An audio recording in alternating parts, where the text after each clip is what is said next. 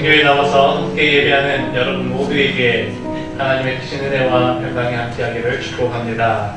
주변에 계신 분들과 함께 먼저 인사 나누겠습니다. 오늘도 잘 오셨습니다. 오늘 특별히 종교개혁주의로 지키게 됩니다. 기독교 역사는 종교개혁의 역사라고 말할 정도로 종교개혁은 너무나 중요한 그런 의미 있는 역사입니다. 기독교는 수천 년의 역사를 살펴보면 언제나 고난받는 자리, 박해받는 자리에 있었습니다. 연약한 자들, 고통당하는 자들, 힘겨운 자들과 함께하며 그들과 함께 어려운 가운데 처해 있을 때가 많이 있었죠. 그러다가 기독교가 힘과 권력과 가까워진 때가 있었습니다. 그때가 언제냐? 바로 중세 시대였죠. 주후 318년 로마의 콘스탄틴 황제가 기독교를 공인한 이후 그동안 억압받고 박해받던 기독교가 이제는 더 이상 그런 연약한 자리, 박해받는 자리, 그런 자리에 있지 않고 세상의 중심으로 자리를 옮기게 됩니다. 힘과 권력을 가지게 되면서 세상을 움직이는 그런 자리에 있게 되었습니다. 특별히 로마 교황의 힘을 입고 세계의 중심에서 세계 역사를 바꾸어가는 그런 자리에 있게 됩니다. 오늘날 유럽의 역사와 문화, 건축, 양식 등 모든 것들이 기독교 역사를 바탕으로 세워지게 되는데 우리가 가서 눈으로 볼 수 있는 대부분의 유럽의 문화는 그 당시 중세 시대 때 세워지고 만들어진 것으로 볼 수 있습니다. 그렇게 기독교가 세상의 중심에서 큰 영향을 미칠 수 있는 것은 참으로 또 좋은 일일 수 있지만 그러나 문제는 기독교가 힘과 권력을 가지게 되자 여러 가지 많은 부작용들이 생겨나게 됩니다. 힘과 권력을 유지하기 위해 부패하기 시작합니다. 힘과 권력을 가지게 되자 본질이 사라져버리고 비본질적인 것들이 주인의 자리에 있게 됩니다. 기득권을 유지하기 위해 더 많은 힘과 권력, 더 많은 물질을 가지기 위해 부패하기 시작할 때에 1517년 10월 31일 교회의 타락과 부패상을 지켜보던 마틴 루터가 이것은 아니다 라고 담대히 외치며 종교개혁을 단행합니다. 종교개혁의 정신, 오늘은 세 가지를 함께 살펴보겠는데요. 첫 번째 종교개혁은 말씀으로 돌아가는 운동입니다. 기독교는 하나님의 말씀에 뿌리를 둔 종교이죠. 하나님께서 말씀으로 천지를 창조하셨고 하나님께서는 말씀으로 사람들에게 다가오셨습니다. 하나님의 말씀은 역사였고 하나님의 말씀은 사랑이었습니다. 인간들이 죄를 짓고 하나님을 떠날 때에도 하나님께서는 다시 돌아오라 말씀하시며 하나님의 사랑, 하나님의 구원을 말씀을 통해 인간들에게 베풀어 주셨습니다. 하나님께서는 그러한 말씀을 지속적으로 백성들에게, 사랑하는 그의 백성들에게 들려주셨고 또한 후대에 가르치게 하였습니다. 요한복음 20장 31절 말씀 함께 읽어보도록 하겠습니다. 오직 이것을 기록한 분도 예수께서 하나님의 아들 그리스도를 믿게 하려 또 너희도 믿고 그 이름을 힘입어 생명을 얻게 하려 합니다. 오직 이것을 기록함은 이것이 무엇일까요? 바로 하나님의 말씀, 성경이죠. 하나님의 말씀을 기록함으로 인해서 기록한다는 것은 후대에 전하고 다른 사람들에게 알려주기 위한 목적이죠. 하나님의 말씀을 기록하여서 더 많은 사람들이 예수 그리스도를 믿게 하기 위해 성경을 기록함으로 하나님의 말씀을 바로 가르침으로 많은 사람들에게 참 생명을 얻게 하기 위해 이 성경을 하나님의 말씀을 기록한다라고 우리에게 가르쳐 주고 있습니다. 우리는 모두 하나님의 말씀을 듣고 배워야 합니다. 하나님의 말씀이 우리의 참 생명이 됩니다. 그런데 중세 시대에는 성경이 하나의 권력이 되었습니다. 성경이 하나님의 말씀으로서의 권위가 아니라 기득권의 세력이 되었던 것입니다. 당시에는 성경을 아무나 읽지 못하도록 닫아버렸습니다. 가르치지도 않았습니다. 물론 당시에는 책이 귀한 것이었기에 많은 사람들이 읽기는 어려운 현실적인 이유도 있었습니다. 그런 상황적인 이유도 있었지만 교황을 중심으로 한 사제들이 일반인들에게는 성경을 읽지 못하도록 막았습니다. 가르치지도 않았습니다. 중세 교부 철학이 발달하면서 성경도 그 당시에 라틴어로 기록되었습니다. 라틴어는 매우 어려운 그런 언어인데요. 라틴어는 수도사들만 공부한 언어였기에 일반인들은 성경에 접근하는 것이 쉽지 않았습니다. 그래서 당시에 라틴어로 된 성경을 읽은 것만으로 사람들이 볼 때는 와, 저 사람 대단하다. 성경을 가지고 있는 것 자체가 저 사람은 돈이 많구나, 공부를 많이 했구나. 성경을 펼쳐놓고 읽는 것만으로도 저 사람은 대단한 사람이야 라고 하는 인식을 주었던 것이죠. 그래서 그 당시 사제들은 성경책을 늘 옆구리에 끼고 다니면서 나는 성경을 가진 사람이다. 나는 성경을 읽을 수 있는 사람이다. 라는 것을 보여주었습니다. 일반인들이 읽으려 해도 공부도 안 한 것들이 무슨 성경을 읽는다고 그래. 거룩하지도 않은 너희들이 어떻게 거룩한 하나님의 말씀을 읽는다고 하느냐. 그렇게 성경을 닫아버렸던 것입니다. 그런데 마틴 루터가 성경을 읽으면서 깨닫게 됩니다. 성경은 공부한 사제들만 읽는 것이 아니다. 하나님의 말씀은 교황청 안에서만 읽어서 될 것은 아니다. 모두가, 하나님을 아는 모두가, 하나님을 알지 못하는 모두가 이 성경을 읽고 바른 믿음을 가지고 참 생명을 얻어야 한다는 것을 깨닫게 됩니다. 그러면서 루터가 시작한 것이 바로 성경 번역의 일이었습니다.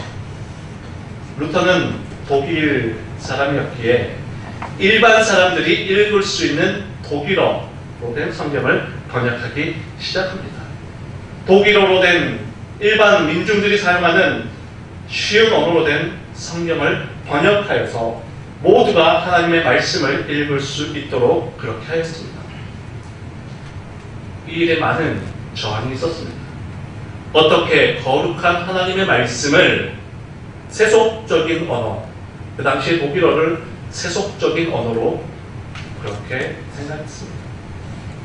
라틴어가 아닌 독일어로 어떻게 성경을 번역한단 말이냐. 루터를 비난하고 질책하는 사람들이 많았습니다. 당시에 라틴어는 매우 고귀하고 거룩한 언어라고 생각했고 일반 민중들이 사용하는 독일어는 저급한 언어, 세속적인 언어라고 생각했습니다.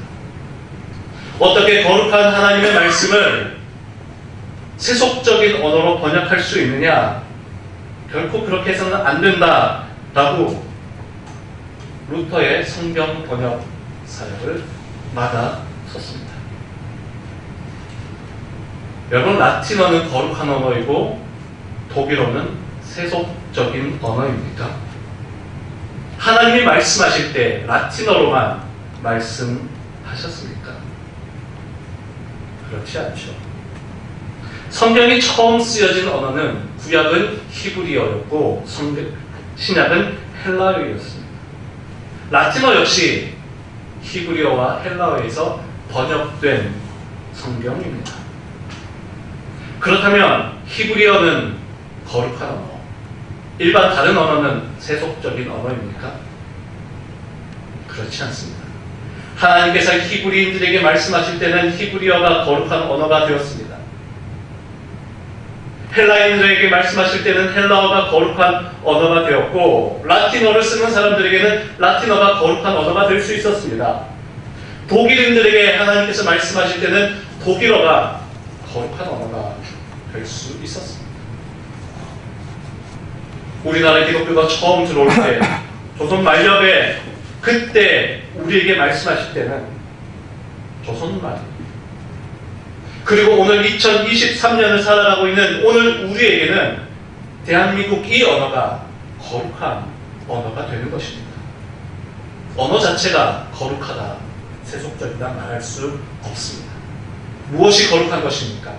거룩한 것은 하나님 자체가 거룩하신 분이고 하나님께서 말씀하시는 그 말씀이 거룩한 말씀이지, 언어는 그 하나님의 뜻을 전달하는 도구에 불과합니다.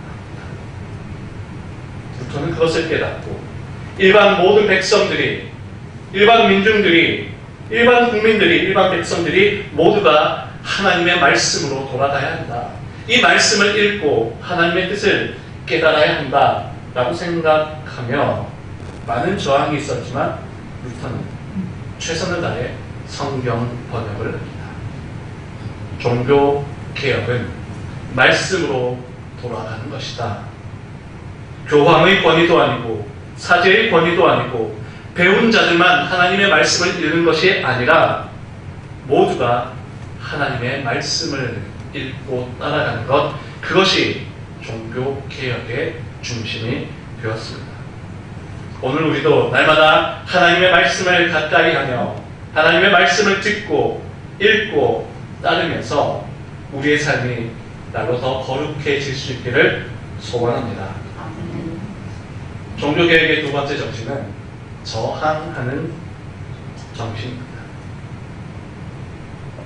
중세에는 비본질적인 것들이 본질의 자리에 올라가 있었습니다. 이를테면 구원을 받기 위해서 사람들은 고행을 해야 된다라고 하는 내용이 들어가 있었습니다. 사진을 보시는 것은 로마 라테라노 대성당에 있는 빌라도의 계단입니다. 예수님이 그 계단 위를 오르셨다라고 말을 하는데요. 사람이 구원을 받기 위해서는 이 계단을 무릎으로 올라가야 된다라고 중세 시대는 가르쳤다고 합니다. 예수님이 오르신 이 빌라도의 계단은 그냥 올라서는 안 된다. 너희 무릎으로 이곳을 올라갈 때 너희의 죄가 용서받을 수 있다.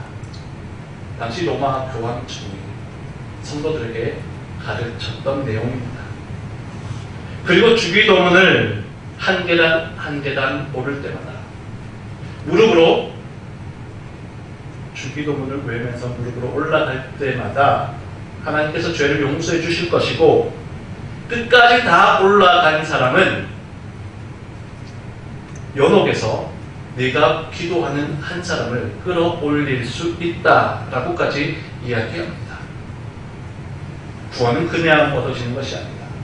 무릎으로 저것을 기어 올라갈 때 하나님이 너를 용서해 주실 것이고, 다 오른 사람은 그의 간구대로 연옥에서 한 사람을 건져줄 것이다. 당시 로마 교황청이 가르쳤던 내용입니다. 그리고 당시 로마 교회는 면죄부를 판매했습니다. 면죄부는 돈으로 죄를 용서받을 수 있는 권한을 사는 것이었습니다. 많은 죄를 지은 사람은 많은 돈을 가져와서, 그 당시에는 이제 동전이 많이 있었죠. 헌금함 안에 많은 동전을 쏟아붓습니다. 그러면 동전 소리가 많이 나죠. 잘잘잘잘 거리는 동전 소리가 많이 나면 큰 죄를 용서받을 수 있다. 지금 나오는 그림은 돈을 가지고 와서 면죄부를 직접 사는 모습입니다. 심지어 죽은 사람이 천국에 가지 못했다 할지라도 이 면죄부를 사게 된다면 그 사람도 영역에서 건져 올릴 수 있다. 돈으로 구원을 얻을 수 있다. 돈으로 생명을 살 수 있다. 돈으로 너의 죄를 해결할 수 있다. 중세시대의 교회 모습이었습니다. 결국 종교 지도자들이 돈을 끌어모으기 위한 하나의 방편이었습니다. 또한 성직 매매도 일어났습니다. 돈으로 성직을 살 수 있었던 것이죠. 당시 사제들은 꽤나 매력적인 직업군에 속할 수 있었습니다. 당시 종교 지도자들은 세상 사람들로부터 존경을 받습니다. 명예를 얻습니다. 이와 같이 면죄부를 사고 팔고 있기에 꽤 많은 수익도 얻을 수 있었던 것 같습니다. 많은 사람들이 나도 저런 사제가 될 수 있으면 좋겠다. 그런데 그 사제가 되기 위해서는 관문이 너무 좁고 많은 시간이 걸립니다. 공부도 많이 해야 됩니다. 공부를 했다고 해서 바로 되는 것이 아니라 오랜 시간 기다리기도 해야 했습니다. 그랬기에 가장 편한 방법이 있습니까? 돈으로 성직을 사는 것입니다. 많은 돈을 가져가면 당장 내일부터 저 자리에 올라갈 수 있었던 것입니다. 루터는 이러한 잘못을 지적합니다. 이것은 아니다. 이것은 아니다 라고 하며 95개조, 95개의 반박문, 잘못된 것을 기록하여 비텐베르크 성당 정문에 붙이게 됩니다. 교회가 이러해서는 안 된다. 교회의 이런 가르침은 잘못되었다. 95개의 반박문을 기록하여서 우리의 잘못을 회개해야 된다. 라고 그렇게 루터가 주장하기 시작했습니다.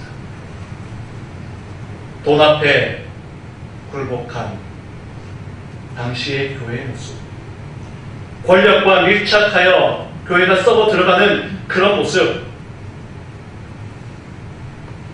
복음의 영향력이 아니라, 믿음의 영향력이 아니라 힘과 권력으로 세상을 움직이려고 하는 그런 모습을 고발하며 루터가 개혁을 단행했습니다. 오늘 우리 삶 속에서도 스스로에게 이러한 모습을 비춰보아야 할 것입니다. 혹 나의 삶 속에 잘못된 것은 없는가? 죄와 타협하며 불의와 타협하며 나를 병들게 하고 나를 망가지게 하는 그런 모습이 있지는 않은가? 우리는 다시 하나님 말씀으로 돌아가야 합니다.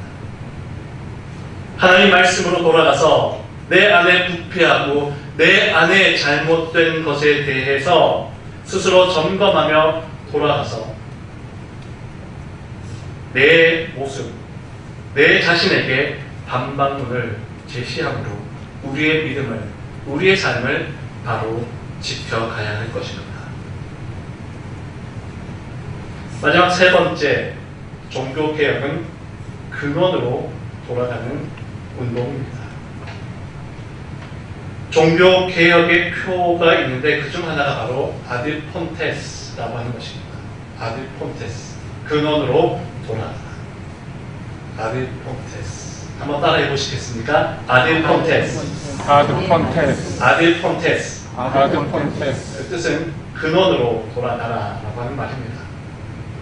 이 말은 어디서 나오느냐면 시편 32편 1절 말씀을 보게 되면 사슴이 시냇물을 찾기에 갈급함 같이 라고 하는 말씀이 있는데 이 말씀이 라틴어 성경에는 아드 폰테스 아쿠아리움이라고 나와 있습니다. 이 라틴어도 우리 한번 읽어볼까요? 그 당시 굉장히 어렵고 고귀했던 언어라고 하는데 한번 읽어보겠습니다. 아드 폰테스 아쿠아리움. 아드 폰테스. 네, 아드 폰테스는 근원으로 돌아가라. 그리고 아쿠아리움은 여러분 많이 아시죠? 수족관을 뭐라 그럽니까? 아쿠아리움이라고 그러지 않습니까? 근데 그것이 영어가 아니라 라틴어입니다. 아드 폰테스 아쿠아리움. 사슴이 시냇물을 찾아가는 것이 아드 폰테스 아쿠아리움이라고 표현하고 있습니다. 사슴은 활동량이 굉장히 많은 짐승이라고 하죠. 많이 활동하고 있는데 수분의 그 고갈을 처음엔 잘 느끼지 못한다고 합니다. 많이 뛰어다니면서도 목마름을 느끼지 않다가 어느 순간 갈증을 느끼게 되면 그 목마름이 타는 듯한 목마름이기 때문에 물을 마시지 않고서는 견딜 수 없는 큰 고통을 느끼기 시작한다고 합니다. 그래서 그때 사슴은 수킬로가 떨어져 있는 아주 먼 곳에 있는 물의 냄새도 맡을 수 있다고 합니다. 평소에는 물을 생각하지도 않고 물을 찾지도 않다가 어느 순간 목마름이 오기 시작하면 다른 모든 것들은 생각하지 않고 오직 물을 찾아 뛰어다니기 시작하는데 수킬로가 떨어져 있는 먼 곳에 있는 물의 냄새를 맡고 그것을 향해 뛰어가기 시작합니다.